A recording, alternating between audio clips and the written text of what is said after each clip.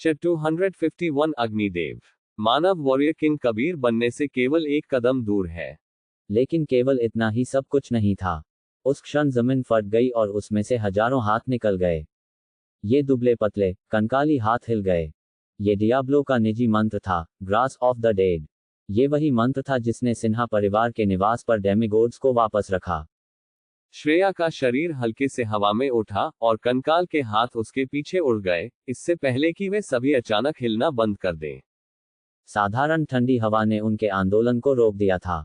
7 तारे से नीचे का मंत्र उस स्त्री को प्रभावित नहीं कर पाएगा। जैसा कि उन्होंने कहा, डियाब्लो ने एक और जादू डालना शुरू किया। ऐसा लगता है कि 8 स्टार मंत्रों का केवल एक मामूली प्रभाव होता है। मेरे मंत्र का भी अधिक प्रभाव नहीं होगा। इस बर्फीले तूफान में अग्निदेव मंत्र की शक्ति आधे से भी कम हो जाएगी। बर्फ मंत्र के रूप में। उन्होंने नहीं सोचा था कि उनका कोई असर होगा। यह मृत्युंजय पर हमला करने जैसा होगा, जिसके पास मृत्यु की शक्ति थी, नेक्रोमैटिक मंत्रों के साथ। मानव ने संक्षेप में बात की। मुझे लगता है कि हमें आंख बंद करके लड़ना होगा, डियाब्लो। आपका क्या मतलब है? हमें बस तब तक जादू करना है जब तक कि हमारा मन खत्म न हो जाए। डेमिगोड जितना मजबूत होता है, लड़ाई में उतने ही कम निर्णायक जादूगर होने चाहिए। हमें बस अमृता और मीरा को फायदा उठाने के लिए ओपनिंग करने की जरूरत है। मैं सहमत हूं, लेकिन जब आप इसे जोर से कहते हैं तो यह अभी भी मूर्खतापूर्ण लगता है।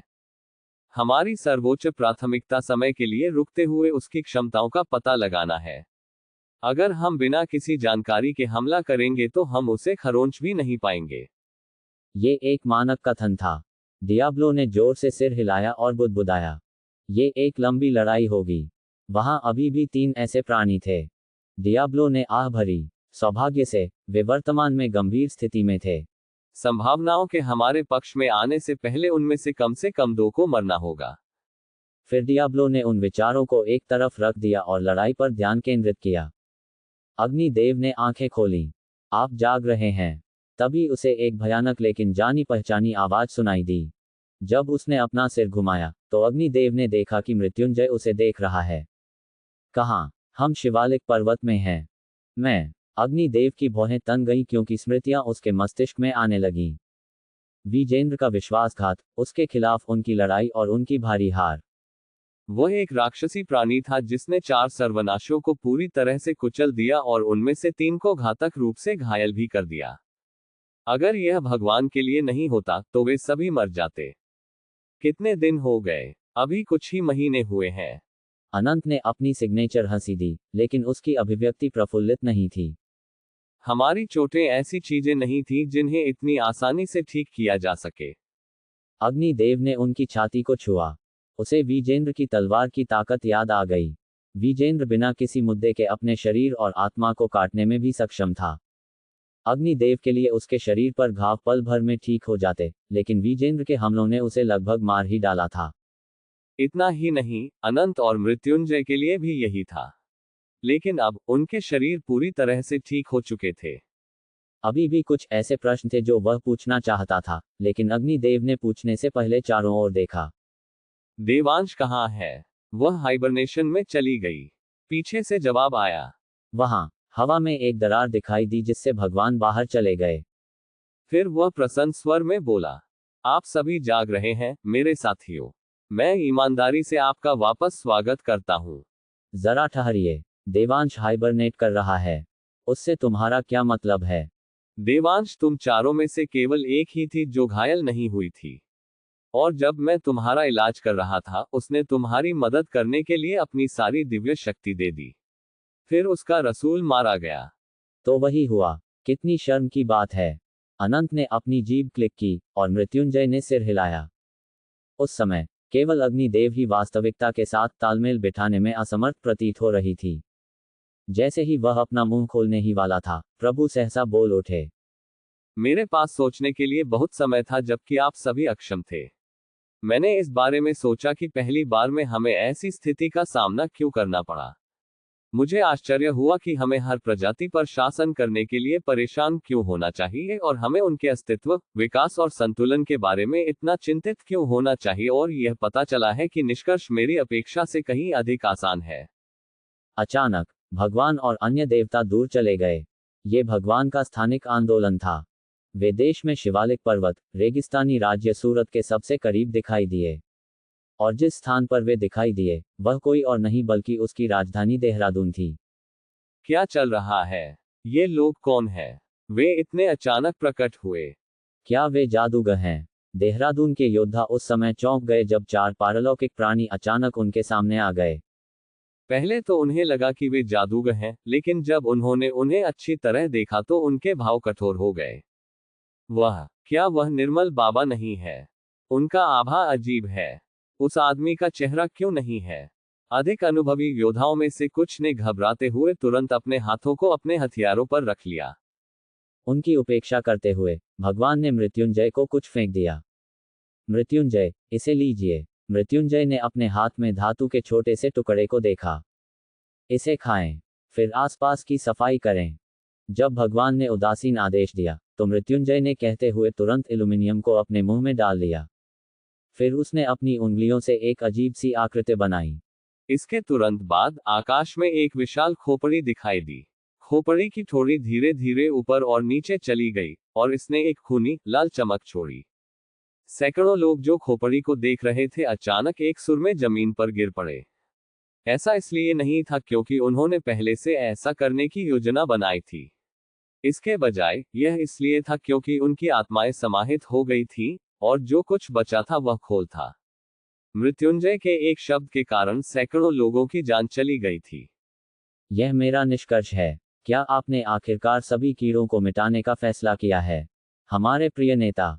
जैसे ही उसने ये प्रश्न पूछा, अनंत की आवाज में एक प्रसन्न स्वर था। भगवान ने सरलता से उत्तर दिया। हजारों सालों से मनुष्यों और अन्य जातियों ने लगातार अपनी ताकत विकसित की है। हमने उनके विकास पर हावी होने की कोशिश की, लेकिन हमारा प्रभाव केवल सतही है। इस बीच वे चुपचाप छाया में और भी विकसित हुए। उन्होंने सकिल नाम से एक ग्रुप भी बनाया है। इसलिए प्रभु ने अपने हाथ की ओर देखा। हमारी ताकत भी कमजोर हो गई है। कमजोर, हमारी ताकत नहीं बदलती है। सटीक होने के लिए हमारे कार्यों की सीमा कम हो गई है। चूंकि हमने महसूस किया कि दुनिया की इच्छा हमें नष्ट कर सकती है, इसलिए हम कार्य करने के लिए अनिच्छुक हो गए। वे उन शब्दों पर सिर हिलाए बिना नहीं रह सके। चूंकि उन्होंने दुनिया के अस्तित्व की इच्छा की पुष्टि की थी, देवताओं ने खुद को उजागर करने में संकोच किया और धीरे धीरे छाया में पीछे हट गए। बल के अलावा किसी और चीज से महाद्वीप को नियंत्रित करने की पूरी कोशिश कर रहे हैं। वह एक कमजोर निर्णय था। इसके बारे में सोचो। याद रखें कि कैसे हमने ड्रैगन्स को बाहर निकाला, जिन्होंने खुद को महाद्वीप के मध्यस्थ के रूप में ढाला था। भगवान ने अपनी मुट्ठी भींच ली, उनकी आवाज और अधिक भावुक हो गई। उस समय हम हताहतों की संख्या के लिए तैयार थे, क्योंकि ड्रैगन कितने शक्तिशाली थे, और वास्तव में उनके साथ लड़ाई में हमें कुछ नुकसान हुआ। मुझे समझ नहीं आ रहा है कि आप क्या कहना चाह रहे हैं। भ्रमित अग्निदेव को समझाते हुए भगवान ने अपनी बंद मुट्ठी को हिलाया। अब से हम मनुष्यों और अन्य जातियों को सच्चे शत्रुओं के रूप में स्वीकार करेंगे, और हम उनका पूरी ताकत से सामना करेंगे। तभी उनकी निगाह देहरादून के मध्य में बने कच्चे महल की ओर गई। यह महान प्रमुख का निवास था। हालांकि वह समझ गया था कि वह क्या करना चाहता है, अग्निदेव का उसे रोकने का कोई इरादा नहीं था। इसके बजाय अभी भी कुछ ऐसा था जो उसे जानने की जरूरत थी। मुझे परवाह नहीं है कि आप सूरत को नष्ट करना चाहते हैं या नहीं, लेकिन कुछ ऐसा है जो मैं पहले जानना चाहता हूं। क्या है वह? देवांश कहाँ है? क्या उसने पहले ही नहीं कहा था कि वह हाइबरनेट कर रही है? अनंत ने ही जवाब दिया, लेकिन अग्निदेव ने सिर हिला दिया। तो मैं सवाल बदल दूंगा। भगवान, जब आप हमें अपने होश में आते देख रहे थे तो आपने हर कोई जाग गया क्यों कहा? क्या ये सिर्फ एक साधारण गलती थी? अगर नहीं, वहां देवांश नहीं है। भगवान ने अग्निदेव के शब्दों को बाधित किया, लेकिन अग्निदेव ने यह सुनकर भ्रमित स्वर में जवाब दिए बिना नहीं रह सका। आप क्या करते हैं? अग्निदेव ने महसूस किया कि भगवान उनकी ओर इशारा कर रहे हैं, तब उनकी उंगली हिल गई। वह आपके शरीर, अनंत के शरीर और मृत्युंजय के शरीर में निवास करती है। देवांश एक शक्तिशाली ऊर्जा बन गई है जो इसी क्षण आपके माध्यम से प्रवाहित हो रही है। जब अग्निदेव ने ये सुना तो उन्हें लगा कि उनके सिर पर बिजली का झटका लगा है। उसने जबरन अपने शरीर को कांपने से रोका और उसने धीरे से अपना मुंह खोला। उद्धरण चिन्ह ... कोई रास्ता नहीं, इसलिए हम इतनी जल्दी ठीक हो गए। देवांश को धन्यवाद। प्रभु ने सपाट स्वर में समाप्त किया। उसे आत्मसात करने के बाद मैंने उसे दिव्य शक्ति प्रदान की। श्रेया के शब्दों पर मानव ने चलना बंद कर दिया। अन्य 3 का भी यही हाल था। लेकिन ऐसा इसलिए नहीं था क्योंकि वे सिर्फ उसके आदेशों का पालन कर रहे थे। इसके बजाय श्रेया की दिव्य शक्ति उस क्षण गायब हो गई जैसे कि उसे मिटा दिया गया हो। मानव फिर एक भ्रमित आवाज के साथ बोला, तुम्हारा क्या मतलब है? रुक जाओ। मैं इसे स्वीकार करता हूं। तुम लोग देवताओं के विरुद्ध युद्ध करने के योग्य हो। श्रेया की अभिव्यक्ति, जो उनके चारों ओर बहने वाली हवाओं से भी अधिक ठंडी थी, नहीं बदली, लेकिन उसका लहजा अजीब तरह से कोमल हो गया। क्या आपने हमारा परीक्षण किया है? बस थोड़ा सा। यदि तुम पर्याप्त अच्छे नहीं होते तो मैं तुम्हें यही मार देता। ऐसा नहीं लग रहा था कि वह झूठ बोल रही है। श्रेया ने जो क्रोध दिखाया था वह कुछ ऐसा नहीं था जो एक कृत्य हो सकता था। फिर भी अपनी भावनाओं को इतनी आसानी से नियंत्रित करने की उसकी क्षमता इस बात का प्रमाण थी कि वह एक पारलौकिक प्राणी थी। ऐसा लग रहा था कि श्रेया ने अपना मुंह खोलने से पहले एक पल के लिए सोचा, अगर मुझे एक उचित मूल्यांकन देना होता तो निर्मल बाबा और मैजिक वॉरियर बिना किसी संदेह के पास हो जाते। आप दोनों पहले ही हीरो कहलाने के स्तर पर पहुंच चुके हैं। और श्रेया की निगाह अमृता पर गई। तुम विजेंद्र के देवदूत थे। ये सही है। आप कैसे जानते हो? मैं अपनी शक्तियों का उपयोग भी नहीं कर सकता। श्रेया अमृता के हैरान करने वाले हाव भाव पर मुस्कुराए। CH-252 कुत्ते की मौत मरना। अमृता ने शायद कई बार विजेंद्र की तलवार की तकनीक देखी है, इसलिए उसने अवचेतन रूप से अवशोषित कर लिया है। विजेंद्र की सभी आदतें तलवारबाजी में निहित हैं। ऐसा नहीं है कि आप अपनी शक्तियों का उपयोग नहीं कर सकते, ये है कि आप नहीं करेंगे।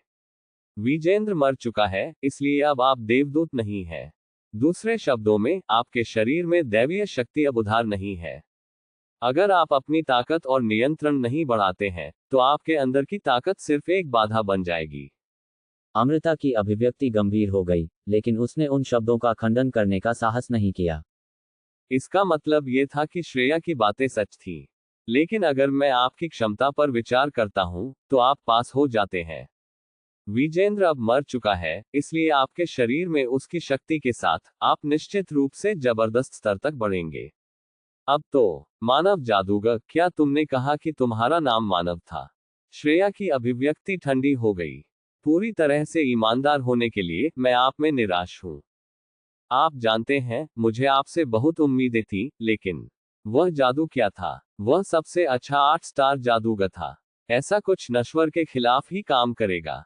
साथ ही, आप जिस दिव्य शक्ति का उपयोग कर रहे हैं वह इंद्र की है। भगवान का उल्लेख नहीं करना, आप अपने स्तर पर अग्निदेव या मृत्युंजय से भी नहीं लड़ सकते। मानव के आदेश निर्दोष थे। आश्चर्यजनक रूप से, ये डियाब्लो ही था जो मानव के बचाव में आया था। ऐसा इसलिए था क्योंकि वह मानव की विश्लेषणात्मक क्षमता और स्पष्ट निर्णय से पूरी तरह से हैरान था, जिसे उसने अभी युद्ध में प्रदर्शित किया था। श्रेया ने उन शब्दों पर सिर हिलाया। मैं सहमत हूं। इसलिए मुझे ये बहुत अजीब लगता है। मुझे नहीं लगता कि वह 100 साल से भी अधिक जीवित है, लेकिन ऐसा लगता है कि उसके पास देवताओं के खिलाफ लड़ने का बहुत अनुभव है। भले ही डियाब्लो 1500 से अधिक वर्षों से जीवित था, उसके समय में डेमिगोड पहले ही पुनर्जन्म में वापस आ गए थे। दूसरी ओर 3500 साल पहले मानव के समय में, देवता अब की तुलना में कहीं अधिक खुले तौर पर चले गए। एक महीने में कई बार देवताओं के साथ उनकी दर्जनों झड़पें होती थीं। इसलिए जब युद्ध के अनुभव की बात आई, तो आधुनिक समय में ऐसा कोई नहीं था जिसके पास मानव से अधिक अनुभव था। तो जब वह 9 स्टार तक पहुंचता है, तो वह बेहद उपयोगी होगा। यह उतना आसान नहीं है जितना आप इसे बना रहे हैं। मुझे पता है। फिर भी, आपको अभी भी जल्द से जल्द कार्य करने की आवश्यकता है, क्योंकि आपका समय समाप्त हो रहा है। बाहर चलना। आपने अब तक अशोकनगर की घटना के बारे में सुना होगा, है ना? ये सिर्फ शुरुआत थी। डेमिगोड जल्द ही सभी देवताओं को आदेश देंगे। सभी ने देखा कि श्रेया ने आकाश की ओर देखा। इस तथ्य के बावजूद कि वह तेज हवा और बर्फ में कुछ भी नहीं देख पाएगी, उसकी आंखें उससे आगे देख रही थी। वह आसपास के सभी शहरों और कस्बों को नष्ट करने जा रहा है। आपके पास तैयारी के लिए शायद 1 या 2 सप्ताह का समय है। उसके बाद आपको शायद हर दिन हजारों लोगों को मरते हुए देखना पड़ेगा। उसकी टकटकी फिर मानव की ओर मुड़ गई। तो मैं आज से तुम्हें प्रशिक्षण देना शुरू करूंगा। सही, मैं आपको पहले ही बता दूंगा, लेकिन मैं आपको तब तक जाने नहीं दूंगा जब तक आप 9 स्टार तक नहीं पहुंच जाते। आखिरकार तुम वही हो जिसे विजेंद्र की वसीयत विरासत में मिली है। इसलिए मैं तुम्हें मरने नहीं दे सकता। मुझे 3 दिनों में एक महत्वपूर्ण बैठक में भाग लेना है। सबसे पहले मानव 9 स्टार तक पहुंचने में मदद पाने के लिए डियाब्लो से मिलने गया था, लेकिन वह जानता था कि असफलता की संभावना बहुत अधिक थी। यहाँ तक कि जब उसने मानव के जरूरी शब्दों को सुना, तब भी श्रेया की शांत अभिव्यक्ति नहीं बदली। फिर आपको 3 दिनों में 9 स्टार तक पहुंचना होगा। मानव ने अपने दांत पीस लिए। वह जानता था कि यह महिला गंभीर थी। रेगिस्तानी राज्य, सूरत में, ये एक ऐसा स्थान था जिसे केवल सम्मान, अच्छी प्रतिष्ठा और उत्कृष्ट कौशल वाले लोग ही प्राप्त करने की उम्मीद कर सकते थे।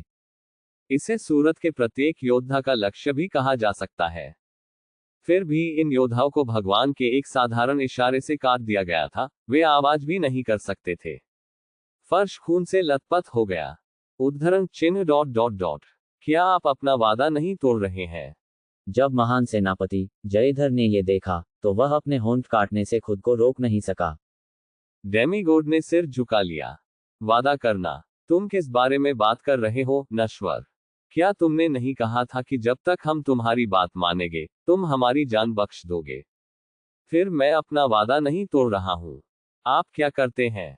मैं पहले से ही जानता हूं कि आपके ग्रुप से संबंध है। उसे आज्ञाकारिता नहीं कहा जा सकता। उन शब्दों ने जयधर के भावों को बदल दिया। वह अपनी सीट से उठे, उनकी डरी हुई अभिव्यक्ति तुरंत गायब हो गई।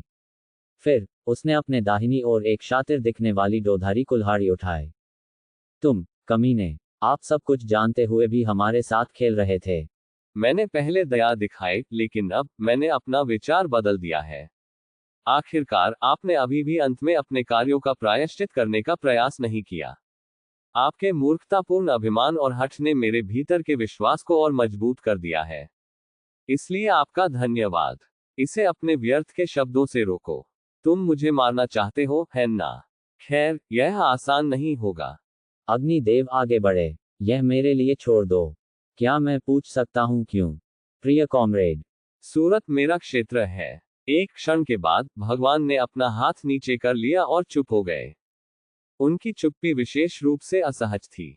भगवान के पास वर्तमान में कोई विशेषताएं नहीं थी, इसलिए कोई भी उनका चेहरा नहीं देख सकता था। दूसरे शब्दों में, उनकी भावनाओं को पढ़ना आमतौर पर असंभव था। इस स्थिति के लिए भी यही सच था। अग्निदेव के पास ये जानने का कोई उपाय नहीं था कि वह उस क्षण क्या सोच रहा था। समझा, मैं इसे आप पर छोड़ता हूँ। भगवान ने सिर हिलाया।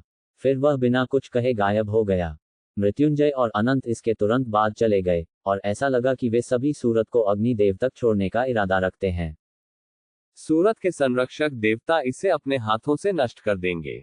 यह एक सम्मान की बात है। संरक्षक देवता, वह अग्निदेव की दूसरी पहचान थी। गार्जियन देवता जिन्होंने सैकड़ों वर्षों तक सूरत को छाया से बचाया। ये गलत नहीं था। वास्तव में सूरत अग्निदेव का क्षेत्र था, और जब उसने कुछ संकटों का सामना किया तो उसने कुछ बार उसकी मदद भी की थी। इस कारण से प्रत्येक बात के महान प्रमुख को अग्निदेव की पहचान के बारे में सूचित किया गया था। यह एक ऐसा तरीका भी था जिससे उन्हें सूरत को और आसानी से नियंत्रित करने में मदद मिली। अग्निदेव शांत स्वर में बोला, सूरत का विनाश अपरिहार्य है। आप एक अच्छे योद्धा हैं। ऐसा क्यों होगा? क्या आप यहां मरना चाहते हैं? मुझे पता है कि आप सभी इसके प्रति आसक्त हैं, और मैं जानता हूं कि युद्ध के मैदान में एक योद्धा के रूप में सबसे सम्मानजनक मौत होगी। तो मैं तुमसे फिर से पूछूंगा। अग्निदेव के चारों ओर आग जलने लगी। क्या तुम सच में यहां मरना चाहते हो? इस बार उत्तर तुरंत नहीं आया। जयधर ने अपने दांत पीस लिए। वह जानता था, अग्निदेव से लड़ने का परिणाम केवल कुत्ते की मौत मरना होगा। यह युद्ध के मैदान में एक शानदार मौत से बहुत दूर होगा। इसके बजाय यह एक बग की मौत के समान होगा जो हाथ के आकस्मिक झूलने से मर गया। उद्धरण चिन्ह। मैं तुम्हें यहाँ रोककर एक और जान बचाने में सक्षम हो सकता हूँ। तुम्हारा वास्तव में यह मतलब नहीं है, जयधर। बिल्कुल नहीं।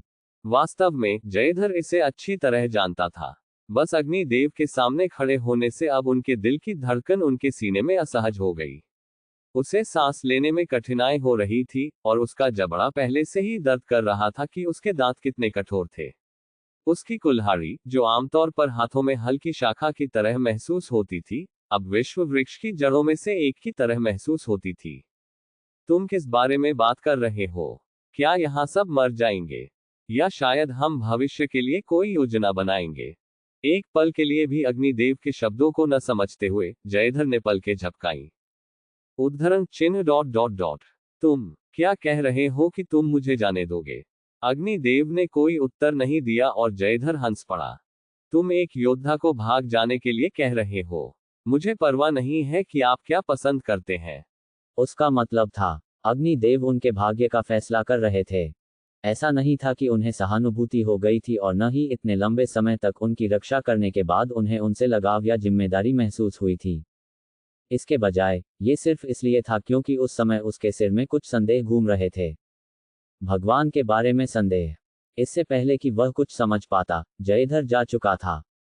अंत में उन्होंने एक योद्धा की तरह अग्निदेव का सामना करने के बजाय महान सेनापति की तरह कार्य करना और अपने देश को जीवित रहने का मौका देना चुना। यही कारण था कि वह वार चीफ के पद से ऊपर उठकर महान सेनापति बनने में सक्षम हुआ। आपने उसे बख्श दिया। अग्निदेव ने पीछे मुड़कर देखा कि भगवान का दूत वहीं खड़ा है। नितिका अग्निदेव को अपनी आंखों में एक रहस्यमय नजर से देख रही थी। क्या आप भगवान के आदेशों की अवहेलना कर रहे हैं? उद्धरण चिन्ह। वह जो चाहता है वह सिल्कीड का विनाश है। यह तथ्य कि देश गायब हो जाएगा नहीं बदलेगा। यह शब्दों पर एक नाटक है। भगवान आश्वस्त नहीं होंगे। वह जानता था, लेकिन वह इसके बारे में कुछ नहीं कर सका। ऐसा इसलिए था क्योंकि नितिका ने ही उसे पकड़ा था। नितिका के पास भगवान की शक्ति थी। अगर वह भागना चाहती थी तो महाद्वीप पर कोई नहीं था जो उसे रोक सके, भगवान को छोड़कर। बिल्कुल। कुछ देर चुप रहने के बाद अग्निदेव बोले, क्या आप भगवान को बताने जा रहे हैं? नहीं। क्यों? तुमने देवांश के बारे में सुना होगा। उसे केवल मौन से उत्तर दिया गया था, इसलिए नितिका धीरे धीरे जारी रही। क्या आप जानते हैं कि भगवान ने विजेंद्र के विश्वासघात को ढकने की कोशिश की? तुम किस बारे में बात कर रहे हो? उन्होंने इसके बारे में नहीं सुना था। अग्निदेव ने नितिका की ओर चौंक कर देखा। उसने अपने पापों के लिए एक और देवता को तैयार करके विजेंद्र को कवर करने की कोशिश की। विजेंद्र ने अंत में अपना मन नहीं बदला, इसलिए भगवान को उसे मारने के लिए मजबूर होना पड़ा। तुम झूठ बोल रहे हो। अग्निदेव को उस क्षण अत्यंत आघात लगा। भगवान सभी लोगों के बारे में, एक देवता की बलि देने के बारे में सोचा। स्वाभाविक रूप से वह जानता था कि भगवान विजेंद्र की कितनी परवाह करता है, लेकिन उन्होंने नहीं सोचा था कि उनका फैसला इस हद तक धूमिल हो जाएगा। क्या भगवान वास्तव में एक निर्दोष देवता को मानवम करेंगे विजेंद्र को बचाने के लिए? मेरा एक सवाल है अग्निदेव। भगवान ने हर देवता को महत्व दिया और उसे दुलारा। वह निष्पक्ष था, इसीलिए देवता उन्हें भगवान कहने में संकोच नहीं करते थे।